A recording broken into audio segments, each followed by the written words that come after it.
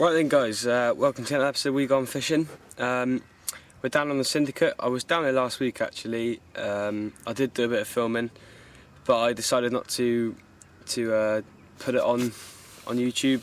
I didn't catch anything apart from probably the smallest fish in the Syndicate, a 3-pounder. It was a stunning common, but still nonetheless it was a 3-pounder. But yeah, it was looking good last week. There was loads of fish topping. I was fishing probably 4 or 5 swims down from me now. Just in the middle they were showing over the top, but I think they're just shoaling up, not really feeding.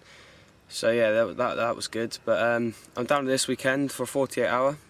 I've started off in the swim where I first started on the Syndicate, the double swim, and then the island swim's just the one next on from me. So I'm quite far down this end, and the wind is not blowing, and we've had a frost last night, so it's going to be quite a cold session. But we'll have to see how it goes. I think I might get one, but yeah, if I get one it'll be good. I'm going to start off in this swim today, and if I don't have anything and it progresses on, then I shall move on to the other swim, the island swim. But really it's just about seeing where they're topping. If I don't hear anything in the night there, and I see something down there, then I'll move down that way. But for the time being I'm starting off here, and then play it by ear.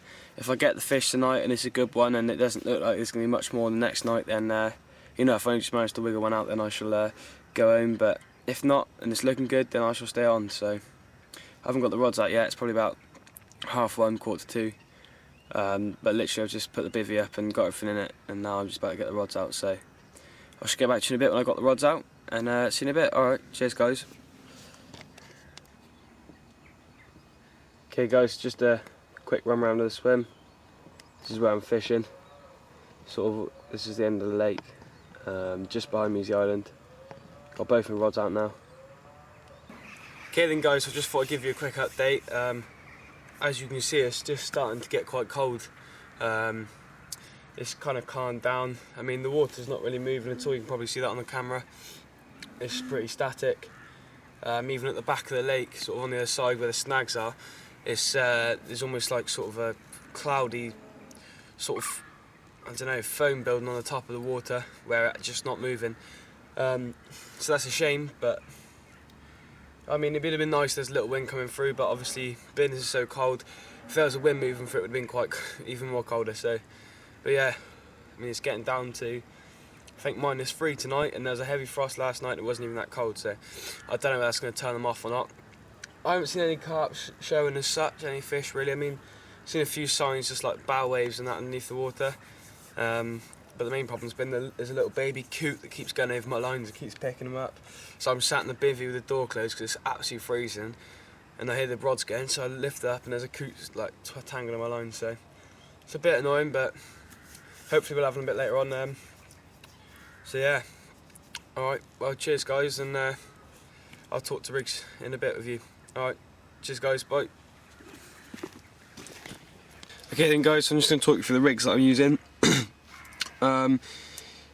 Just going to show you something that I'm using. It's slightly different actually on this session to what I usually use or what you've seen me use. I'm still tipping my baits because I love doing that, but I'm tipping it with a little plastic pop-up boilie that actually I got free in the Angler's Mail, and I thought I might give them a go, so I've got them, and I've just tipped it in yellow, sorry, and that's just soaked in Hinder's beetling, just keeping it in a pot. It's all in there, look, lovely. And then I've got a flaming squid buoy underneath that, just the same flaming squid like what I've been using recently. Really good bait. And then I'm doing something different as well with my bag, my PVA bag approach. So I'm using a slightly bigger bag to what I usually use, what you used to see me using. And in this bag I've got some chopped Richworth strawberry boilies, just because they're high leakage, quite strong. When they're broken down they really stink. Really strong smelling of strawberry. And then I've also got the famous Hinder's Little Gems pellets. Won't go anywhere without them. And yeah, basically that's what the plan is. That this is just going to break down around the hook bait. And the rig is just the usual blowout rig. This is quite an old rig, just sort of my demonstration rig. But yeah, this is quite an old one. But basically it's fishing like that with end trap. And the good thing is that's just gonna be sat on the bottom, popped up like that.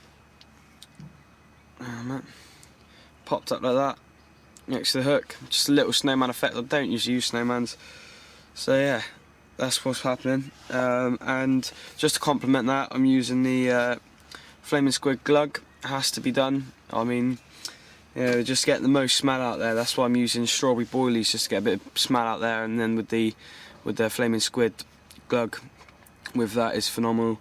I'm in London scattering a few boilies just around that, a few Flaming Squid boilies.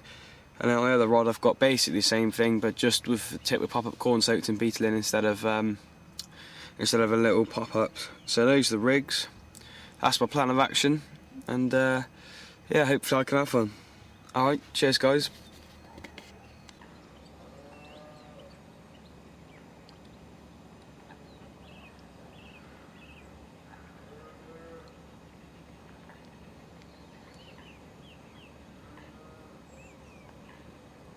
Okay then guys, as you can see it's the morning now, and it's completely frosted over. Rods are completely frosted. It's mental. They're all just white lit. Didn't have anything last night, not even a single peep. But to be honest, I didn't expect anything, so oh well. Hey! Literally just as I stopped filming that first bit, the rod's going. Literally, awesome. Cut is right round the side here. Definitely a cut.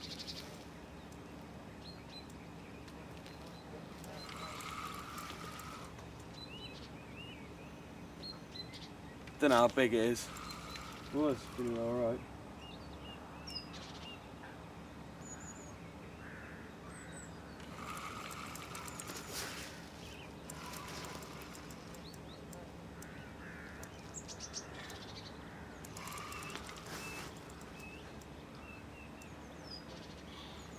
Having to play them underwater.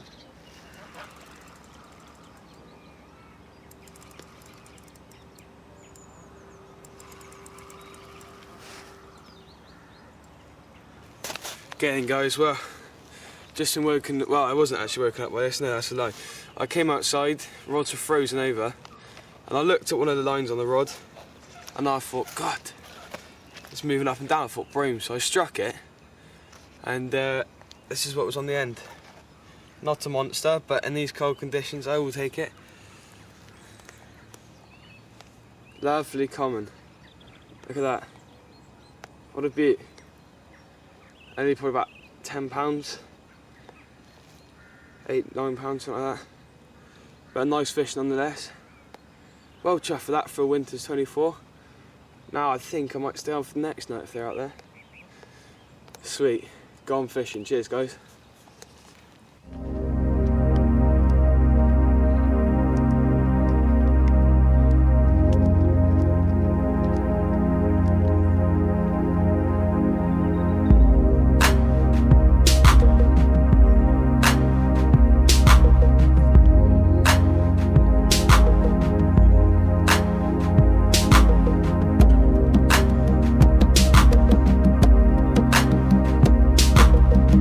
Okay guys, so just a quick update.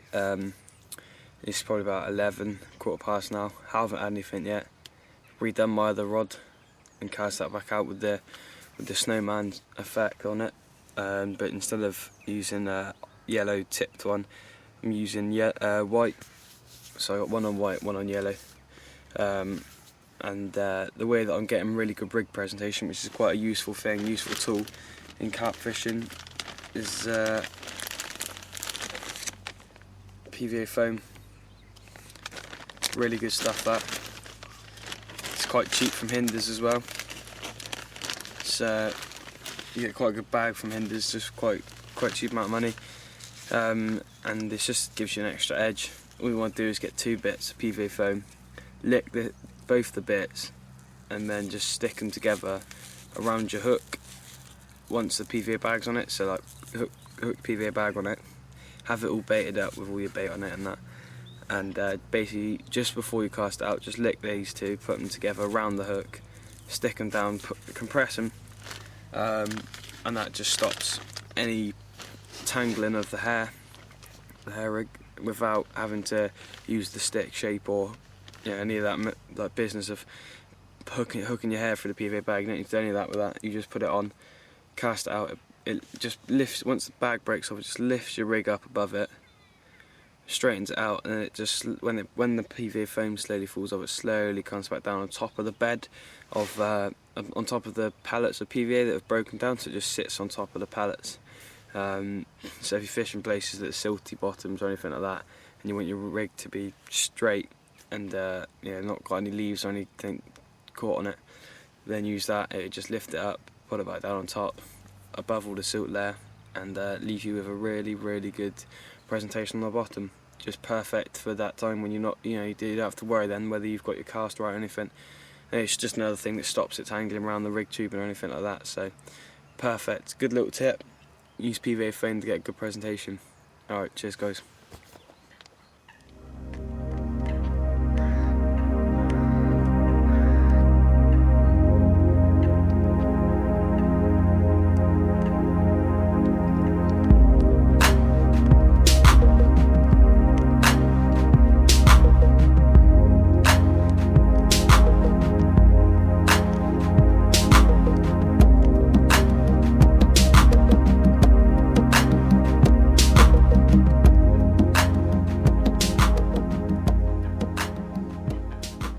Right guys, well, I've decided to call it a day now. Mum's on her way to come pick me up.